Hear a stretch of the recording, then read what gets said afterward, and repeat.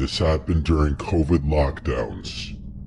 It was around the point of it where everyone was really getting sick of it and going stir crazy cooped up in their houses with nothing to do.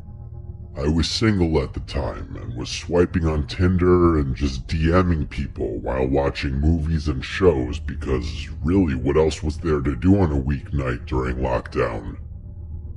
I struck up a conversation with some girl I'd been following on Instagram for years.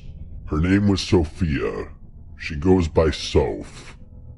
We live in Suffolk County, Long Island, New York. About 20 minutes to half an hour from the Hamptons and like an hour from Montauk. We were bored one night and agreed to hang out. She lives like 5 minutes from me conveniently, so I picked her up. We went for a drive to a nearby park that was closed, and we just drank White Claws there. I immediately got the vibe she was a little rebellious, but like in a cool way. She was down to hop fences and trespass and do things like that. There was a mutual connection very quickly, and within less than an hour, she came up with the idea of driving out to Montauk and walking the cliff walk around the lighthouse. Technically, the lighthouse grounds were closed past sunset. I think they may have been closed in general during lockdown, not 100% sure on that. But right away, I said I was down. I like adventures like that. So we finished our drinks and drove all the way out east to Montauk Point. When we got there, she told me to just park in the lighthouse parking lot. I was a bit hesitant about this, but she seemed pretty confident that there would be no security on a random Tuesday night during lockdown in the off-season. I mean, I didn't see any cars in sight, so I took her word for it. She said she'd done this before, even before COVID. We parked and had another White Claw in the parking lot. I would nervously look around from time to time, making sure no security vehicles were scoping the place out, and she would tell me to relax. We eventually started walking over to the lighthouse. Seeing a lighthouse at night so closely and just staring up at it, it's so cool, but it's also a bit eerie. Can't explain it, but there's something kind of liminal about it. Soph led the way. I guess it was a bit out of the way of the actual entrance, just so we wouldn't be walking directly into the light and potentially exposing ourselves. This was my first time ever at the Montauk Lighthouse. She led us straight to the cliffside behind the lighthouse that had a bunch of rocks forming a trail of sorts called the Cliff Walk. We were navigating solely with our flashlights. Maybe there were supposed to be lights on down there, but that night, mostly everything was off besides a few lights by the front entrance and of course the lighthouse light itself. As we started making our way around the cliff walk, being mindful of our steps, eventually, Soph, who was walking behind me now, said my name. I turned to her, and she was pointing her light behind her, exposing someone behind us also on the rocks. With both of us shining our lights over, it was easier to make him out. He was wearing a coat with a hood over his head. He looked like he was a black guy, but we couldn't tell how old or anything else about him. I called over asking if he worked here, and he didn't answer, but he also wasn't moving either. I followed it up with, "We're gonna leave, sorry." I was mostly nervous that it was a security worker or something and that we were gonna get in trouble, but then the guy said something to us. He said, "Y'all wanna buy some coke?" Finding out that wasn't a security guard, but simply a random guy was not a relief at all. If anything, it was more nerve-wracking, because why the hell was this creepy guy following us? Why was he even here? I said, "No man, we're good," and motioned for Soph to keep moving. I let her go in front of me and we pressed forward. As we walked along, the guy started moving too. He didn't follow up with anything, like, "You sure?"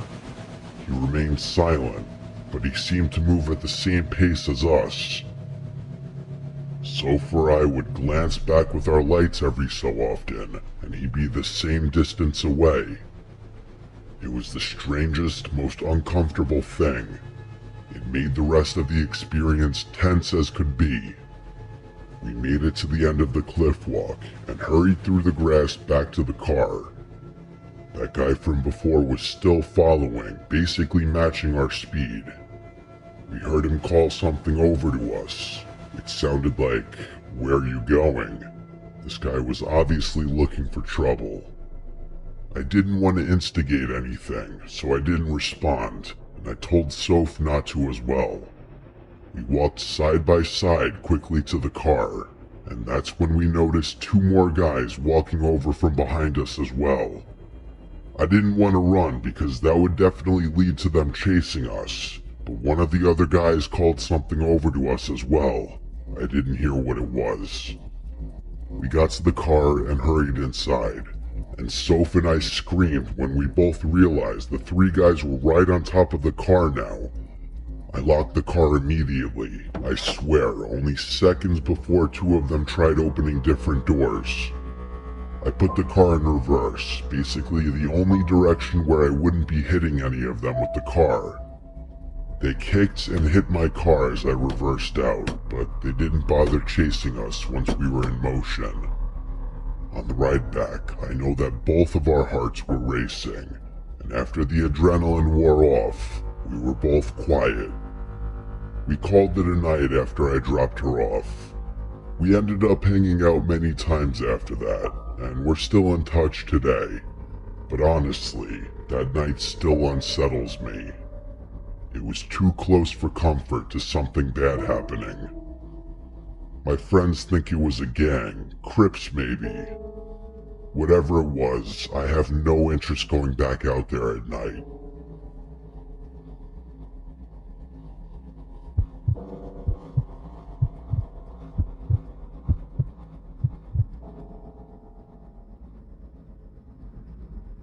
My name is Gregory. This was a story my old friend Ian has told me many times that happened to him many moons ago.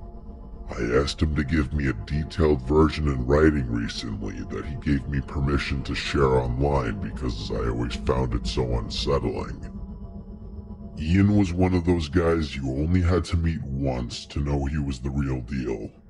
50-something, solid build, weathered skin from decades working in salt air. He worked in marine salvage and coastal infrastructure. Basically, when something broke near the water, Ian was one of the people you'd call to go fix it. But he wasn't just a contractor. He'd been a diver, a ship technician, even spent time doing remote inspections for the government. The guy had seen just about everything. So when he told me this story, I didn't doubt it. Not for a second. He said it happened back in 2013 when he got hired by a small county up in Washington state to do a structural inspection of an old decommissioned lighthouse. The county had inherited the property years earlier and didn't know what to do with it. Developers wanted to tear it down, historians wanted to preserve it, and no one wanted to pay for it either. So Ian's job was simple. Go there alone, assess the place inside and out, and figure out whether it was even safe to restore.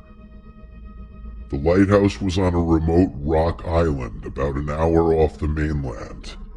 Not a big island either. Just a hunk of stone and dirt, maybe 300 feet wide, with nothing but the lighthouse itself, a generator shed, and some rusted out old scaffolding from decades past.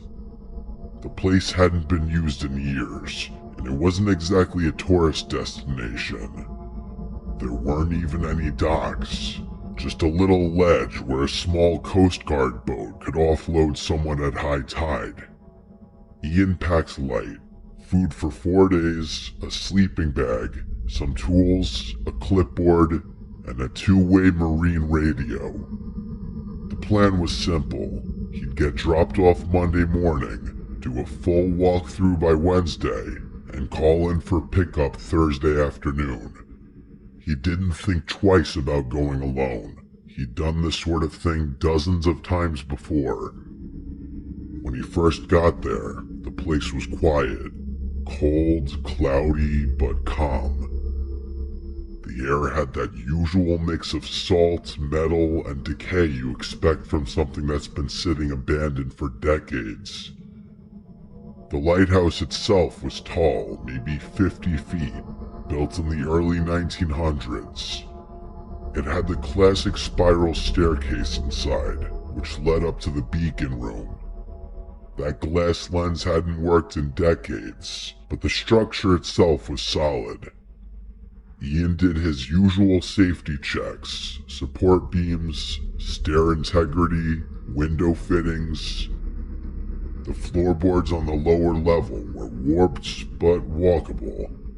The second floor was a storage room, which was empty except for some rusted metal cabinets. The third floor had a tiny sleeping quarter that hadn't been used in decades.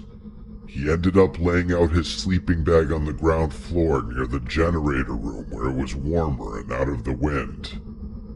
The first night was uneventful. It was quiet, like too quiet, Ian said.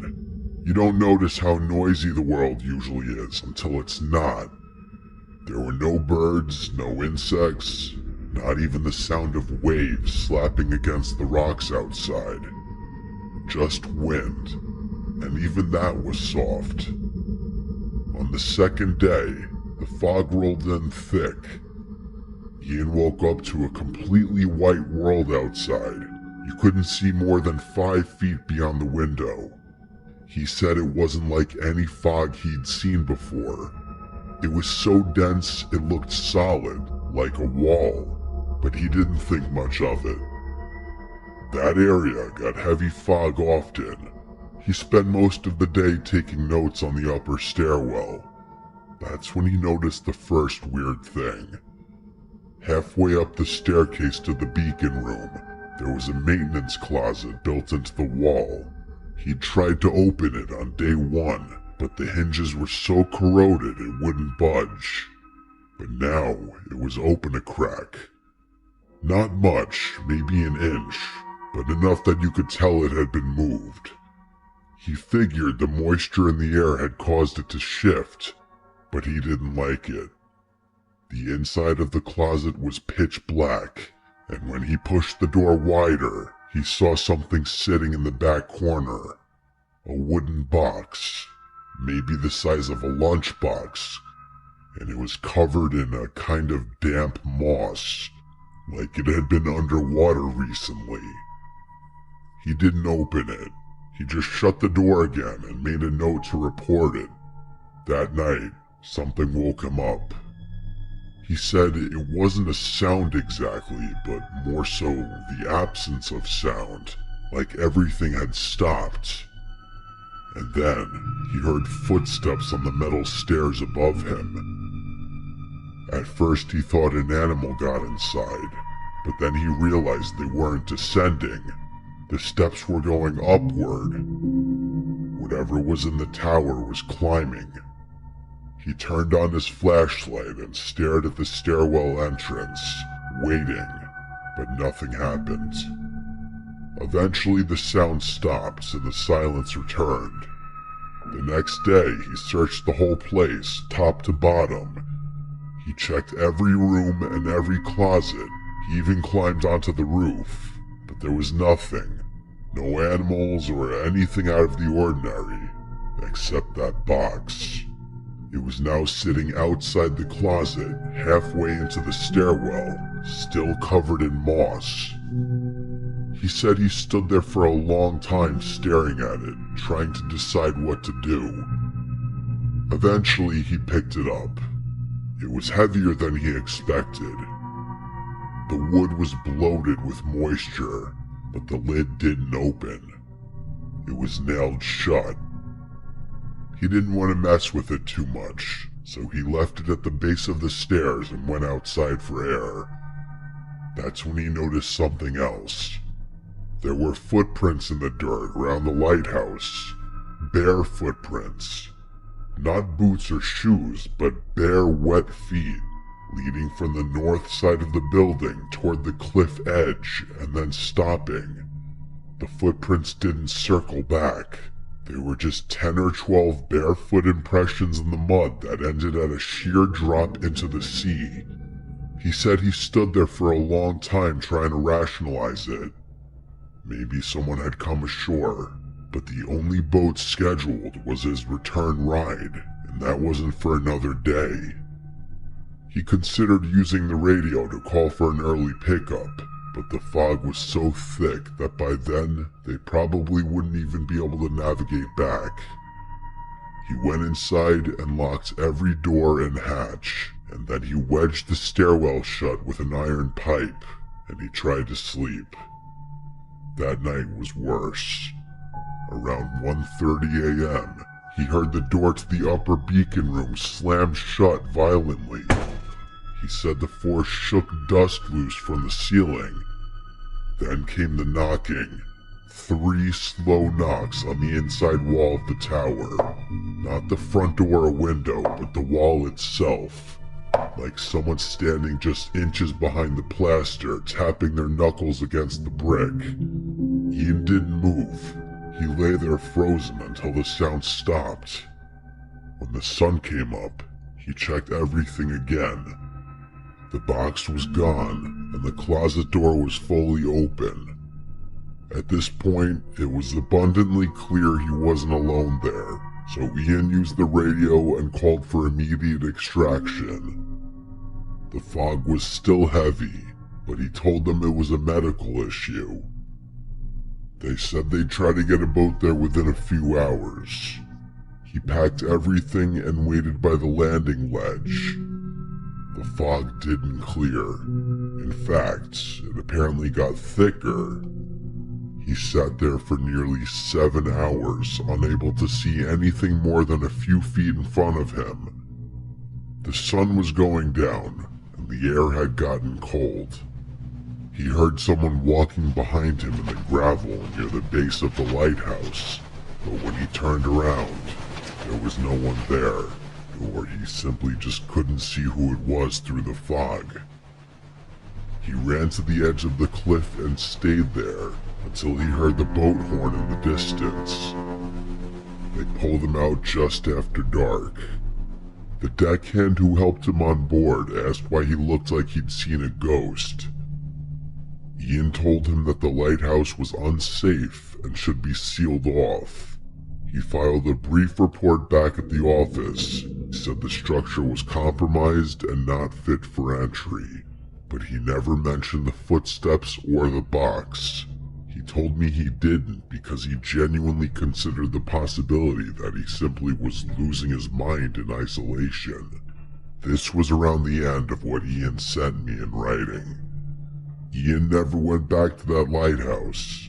He wrapped up his remaining projects that year and quietly phased himself out of field work. Within a year, he stopped taking contracts altogether, said he wanted to focus on dry land from then on. When I asked if it was because of the lighthouse, he just shrugged and said he'd seen enough out there. I pressed him once, just once, about what he really thought happened on that island. He looked me dead in the eye and said something that kind of stuck with me ever since. He said, "Some places are meant to be left alone. They just need time and silence." That was all he'd say. I tried to look into the lighthouse myself a while back, but I couldn't find much. The coordinates he'd scribbled in his notes don't point to any listed structure. The county records mention a decommissioned tower somewhere off the coast, but there's no official name and no accessible history. It's like he was never really there in the first place. And that's the part that unsettles me most. Not what Ian said, but what nobody else ever did. I don't honestly know whether I hope Ian really was just for whatever reason going crazy on that island or not.